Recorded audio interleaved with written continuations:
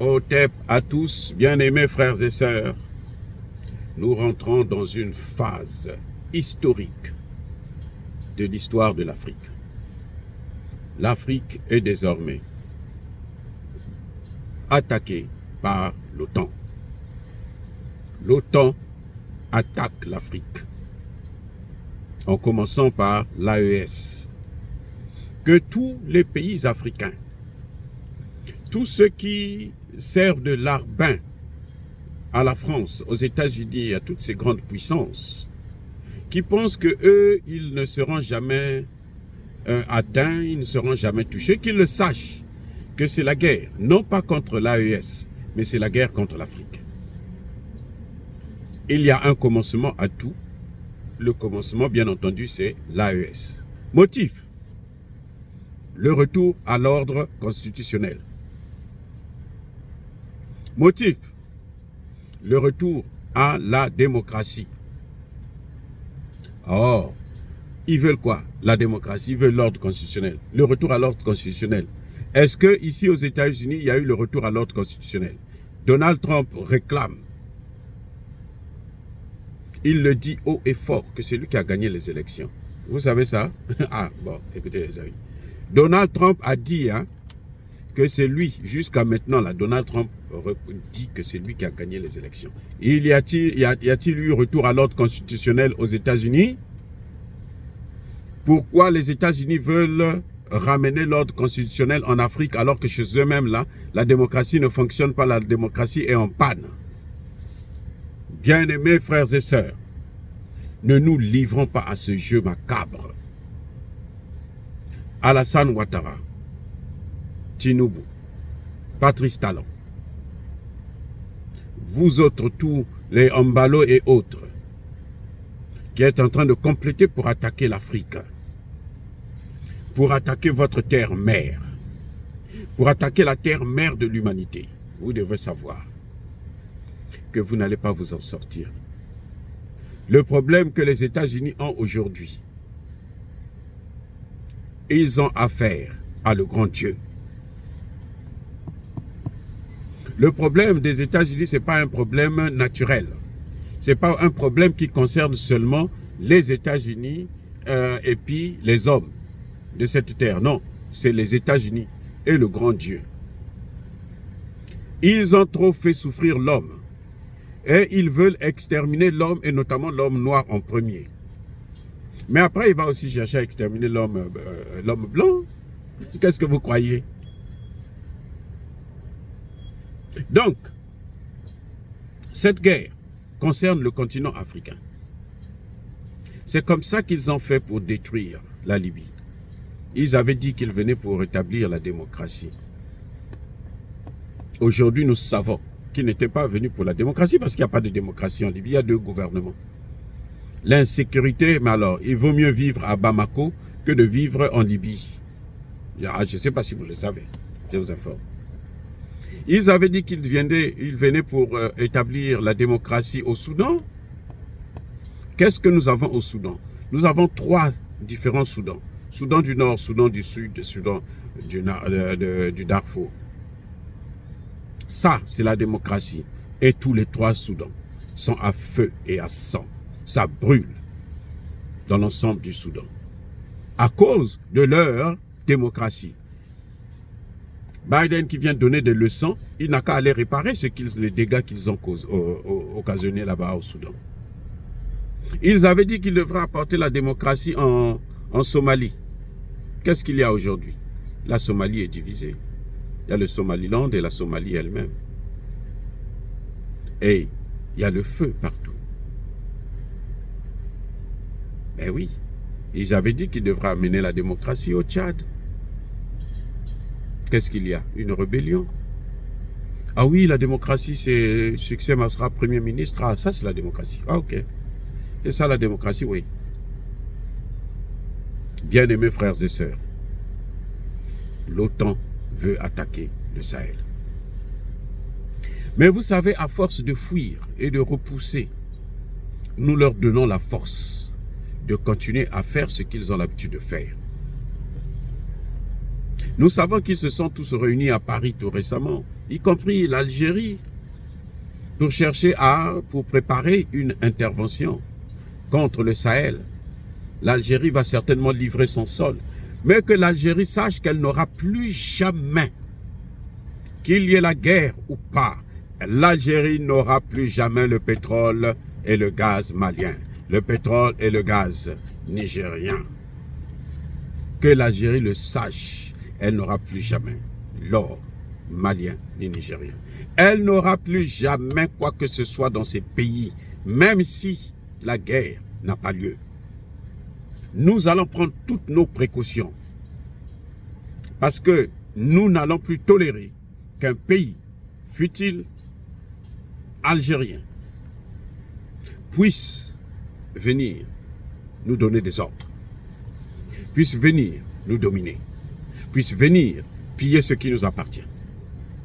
Les États-Unis non plus ne le feront plus. Nous sommes prêts et c'est pour ça que cette guerre, je crois qu'il vaut mieux la faire. Ils veulent attaquer, ils n'ont qu'à attaquer. On va faire cette guerre. On verra si eux, ils ne vont pas pleurer des morts. Si ce sera une promenade de santé, on verra. En tout cas, les Américains, là, en ce moment, ils n'arrivent pas à mettre un terme, à arrêter les Houthis. Les Houthis, ce n'est même pas un État, c'est une petite communauté dans le Yémen. Ils n'arrivent pas à les atteindre.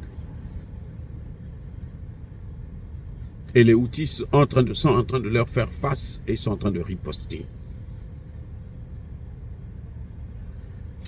Donc, cette guerre,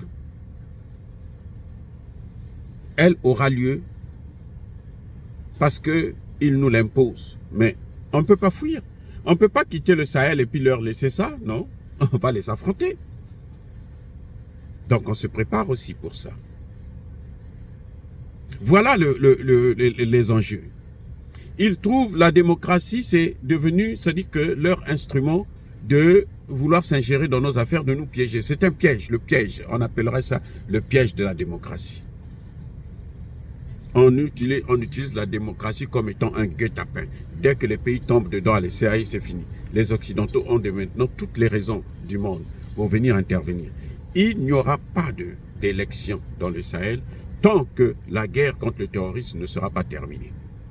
Je répète, il n'y aura pas d'élection dans le Sahel si la guerre contre le terrorisme n'est pas terminée. S'ils pensent que parce qu'ils vont chercher à tuer Tiani, Assimi Goïta et Traoré, que ça va s'arrêter, même s'ils les tuent. Au contraire, s'ils touchent à un seul cheveu d'un de ces trois-là, la situation ira jusqu'à suspendre toute relation diplomatique avec tous les pays de l'OTAN. Ce qu'il faudrait faire, c'est de mettre un terme avec l'OTAN. Plus de diplomatie, plus de relations. Restez chez vous, nous on reste chez nous. Et on va voir qui aura besoin de l'autre. Parce qu'on ne peut plus accepter encore une humiliation de plus. Une maltraitance de plus. Une torture de plus. C'est fini. Si cette guerre a lieu et qu'ils ne la remportent pas, ce qui est vraisemblable, ils n'ont pas pu l'emporter au Vietnam. Ils n'ont pas pu. En Irak, là. En Afghanistan, tout récemment. L'OTAN n'a pas pu. L'Afghanistan. Avec des gens qui avaient des machettes. L'OTAN n'a pas pu. Mais qu'ils sachent qu'avec l'Afrique, ça ne sera pas comme avec l'Afghanistan, où après on va venir dire nos excuses. Ils ne se sont pas excusés. Ils ne nous ont pas dédommagés pour l'esclavage ni pour la colonisation. Cette fois-ci, nous n'aurons pas besoin de leurs excuses, nous n'aurons pas besoin de leurs dommages et intérêts, nous aurons seulement besoin de les voir loin, très loin de nous. On va arrêter, on va sortir même des Nations Unies. Pour que désormais, eux, ils n'ont qu'à rester entre eux aux Nations Unies, puisque les Nations Unies, c'est pour eux. Et d'ailleurs, nous ne sommes pas représentés aux Nations Unies, au Conseil de sécurité de l'ONU. Il n'y a pas un seul pays africain qui a un droit de veto. Alors, on va les envoyer balader, paître. Et ça, c'est faisable, les gars. N'ayons pas peur. Parce que l'Afrique, ça nous appartient. C'est l'héritage de nos ancêtres.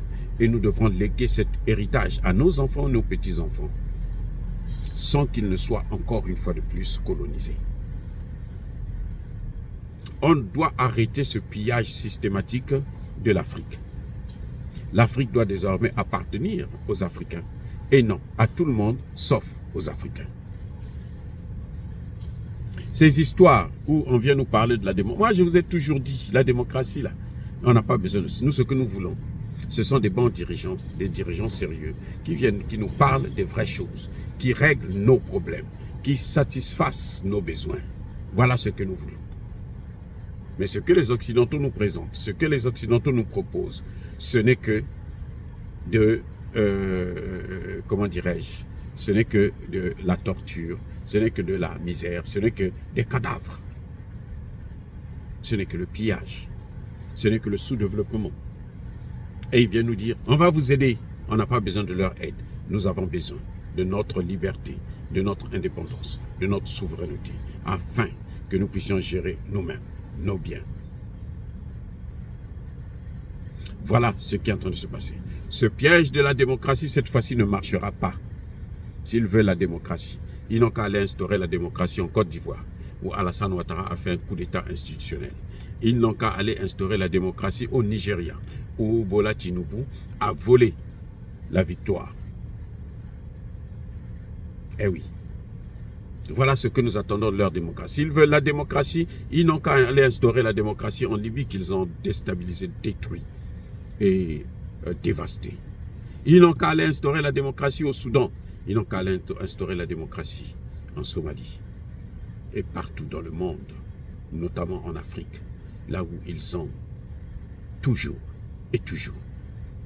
été les destructeurs, les terminateurs. Maintenant, c'est fini. Oh, bien-aimés frères et sœurs, dire cela, c'est inciter à la haine ou à la violence. Non. Yaba, colère, Veyamané. Encore une fois de plus, soyez bénis, soyez abondamment bénis par le Dieu des Kémites et par nos ancêtres angélisés.